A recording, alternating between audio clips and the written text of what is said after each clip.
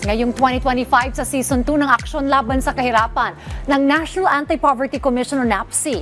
Makakasama po natin tuwing Martes at Huwebes sa Rise and Shine Pilipinas ang iba't ibang kinatawa ng mga ahensya at lokal na pamahalaan upang pag-usapan po ang mga interventions ng gobyerno sa pagpuksa sa kahirapan.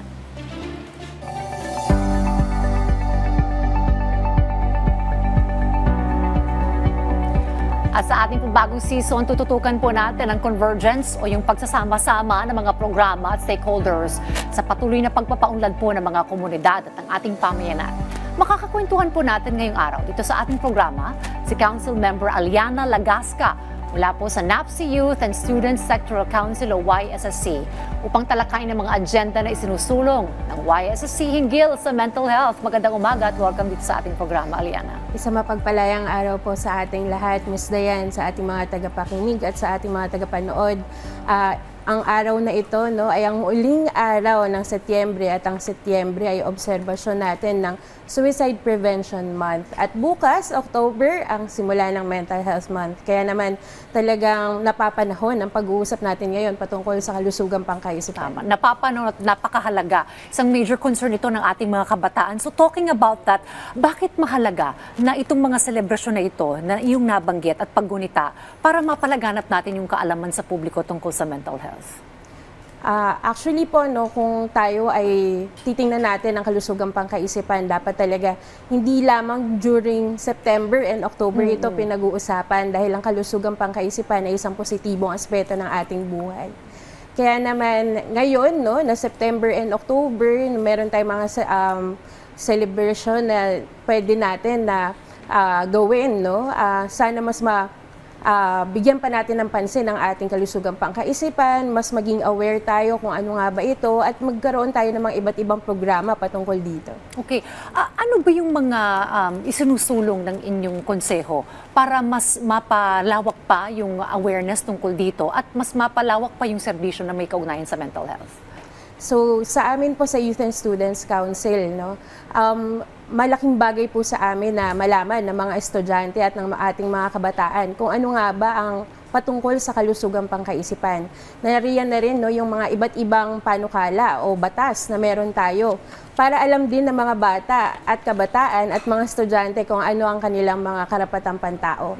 Nandiyan na po yung Mental Health Act o yung RA 11036 na nagbibigay sa atin ng mas maraming impormasyon patungkol sa kalusugang pangkaisipan. Nakaangkla na rin yung mga serbisyo na kinakailangan natin para mapangalagaan natin ang ating wellness. Nandiyan din po yung RA 12080 o yung Promotion of Mental Health and Well-being in Basic Education na naglalayong magbigay sa mga estudyante ng pagkakataon na magkaroon ng mas maraming serbisyo sa loob mismo ng paaralan para sa kanilang kalusugang pangkaisipan. Nandiyan din yung mga issue ng, kunwari, bullying, na gusto din natin sana na masugpo sa loob ng mga paaralan. Well, paano naman natin iuugnay, Aliana, yung issue ng kahirapan dito sa mental health? Pag pinag-usapan po kasi natin ang kahirapan, hindi lamang ito yung patungkol sa economical na aspeto na kung wala tayong pera, etc. Pero kasama na din po dito yung usapin patungkol sa access sa mga basic services. At syempre, yung opportunity to actually learn, opportunity to have decent work, etc. Kaya naman, itong mga aspeto na to, iba't ibang aspeto sa ating buhay, katulad ng pag-aaral, pagtatrabaho, ay talagang nakaka-impluwensya din po sa ating kalusugang pangkaisipan.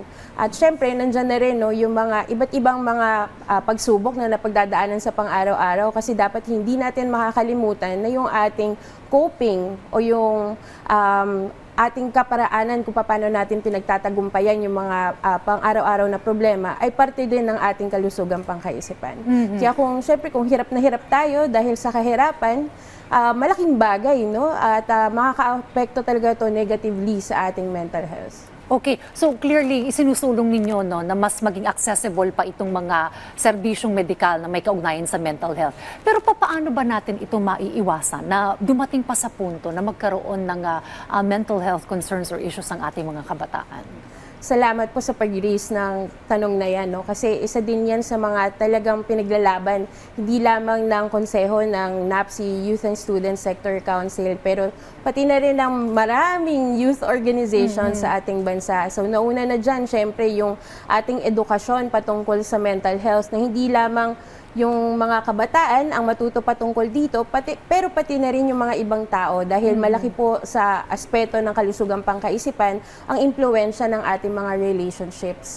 So important na sa loob ng ating mga pamilya, no, nagkakaroon ng mas magandang relasyon ang mga magulang, ang mga anak, para magkaroon sila ng better support system. Kasi maraming challenges ngayon, no? Maraming nangyayari sa lipunan natin at this time. At napakahirap din naman talaga na pagtagumpayan lahat ng mga negative feelings na nararamdaman kung wala tayong suporta mula sa mga taong pinagkakatiwalaan natin, mula sa ating mga family members and even our friends. Pangalawa po, no, it's still an issue po, no, ng specialized services, no? Because we have very few psychometricians, very few psychologists and psychiatrists in the country, and very few facilities that can actually support yung ating specialized care na tinatawag, no. Nitong nakaraan lang, actually, nung nakaraang linggo, no, congratulations sa mga bagong psychologists sa ating bansa. Pero kung titingnan pa rin natin sila, less than 3,000 pa rin yung number. Kulang pa rin po. Okay. Kaya nga ang talagang gusto namin na mangyari, ang pinaglalaban namin ay yung preventive measures galing sa informal community care. So alagaan po natin yung isa't isa, no? Dahil malaking aspeto po talaga sa parte ng coping ng isang tao ay yung kanyang mga relationship. So be kinder to one another, definitely, and hopefully, no, isa din itong panawagan o wake up call para sa lahat na tingnan din natin, no, yung ating very own self. Ano ba yung pagtanaw natin sa sarili natin? Kilala ba natin yung ating mga sarili? Alam ba natin yung ating mga kalakasan? Paano ba natin ginagamit yung mga kalakasan natin para mapagtagumpayan yung mga pang-araw-araw na problema and all other components that there is. Dahil malaking bagay po sa ating kalusugang pangkaisipan yung ating self, no? So it's really taking care of oneself so we can also take care of others. Okay. Now, in terms of convergence, Aliana, ano-ano yung mga ahensya ng gobyerno o sektor ng ating lipunan na maaring magtulong-tulong para maisulong itong mga agenda ninyo? Malaki po talaga ang bahagi, for example, for youth and students ng National Youth Commission. And actually, we are very fortunate dahil si National Youth Commission ay meron pong tinatawag na Mental Health Hub. So meron din sila maibibigay sa atin, no, na tulong when it comes to mental health advocacy. Nandiyan din syempre, no, yung DOH. Dahil ang usapin na mental health ay isang public health issue. So kinakailangan talaga natin ang tulong ng DOH, hindi lang on technical matters, but also in specific specialized care. And of course, nandiyan din po yung tinatawag natin na Philippine Council for Mental Health. Okay. Ang nakakatuwa po dito, no, ay yung aking organisasyon ay parte po ng technical working groups ng Philippine Council for Mental Health. Kaya naman meron kaming opportunity, no, to raise the concerns of young people during the council technical working group meetings. And definitely, ang masaya po dito, no, ay pinakikinggan kami ng mga kasama natin ng mga ahensya at iba't ibang organisasyon doon. Kaya naman yung ating mga concerns ay naisasama sa paggawa ng mga programa, paggawa ng mga framework, and even national guidelines. Okay. Well, you're part of Youth for Mental Health Coalition. May mga activities kayo regarding the Mental Health Week? Yes. So, bali actually po sa Friday, no, ay magtutungo ang Youth for Mental Health Coalition at ang opisina ni Senator Win Gatchalian sa PUP Manila para doon sa aming ginagawang rollout or education series, no, patungkol sa RA 12080. So, nandyan kami sa Friday for Tara Usap G, kung saan tayo mag-uusap lamang ng ating mga concerns patungkol sa mental health. And hopefully, no, also influence the administration, the school administration to actually work on your mental health systems in the school.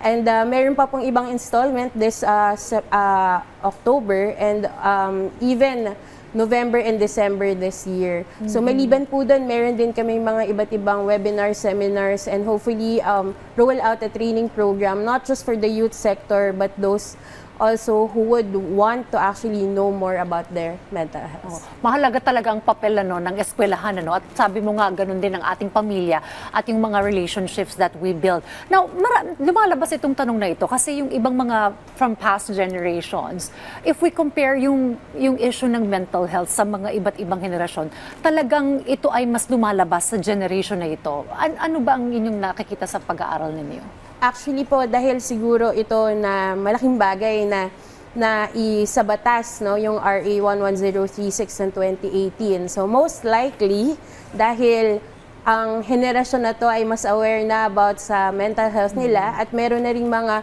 patakaran, meron ng mga proseso, sistema, no, na pwedeng puntahan at pwede rin na hingan ng tulong, kaya mas marami na ngayon ang mga kabataan na merong pagtanaw at pagbibigay ng pagpapahalaga sa kanilang kalusugang pangkaisipan. Well, maraming mga aktibidad ang nakalatag para sa Mental Health Week. Ito sa Oktubre ito. At sa ating mga manonood, tayo po ay makiisa rito dahil ito po ay isang mahalagang issue, lalo at partikular sa ating pong sektor ng mga kabataan. Thank you very much, Aliana, sa pagsama sa amin dito sa ating programa. Si Aliana Lagasca, Council Member po ng NAPSI Youth and Student Sectoral Council. At malugod po kami nagpapasalamat sa inyong suporta. Hinihikayat po namin kayong muling tumutok sa ating programa sa darating po yan na Webes. At samahan ninyo kami, ito Aliana, sabay-sabay tayong umaksyon laban sa kahirapan.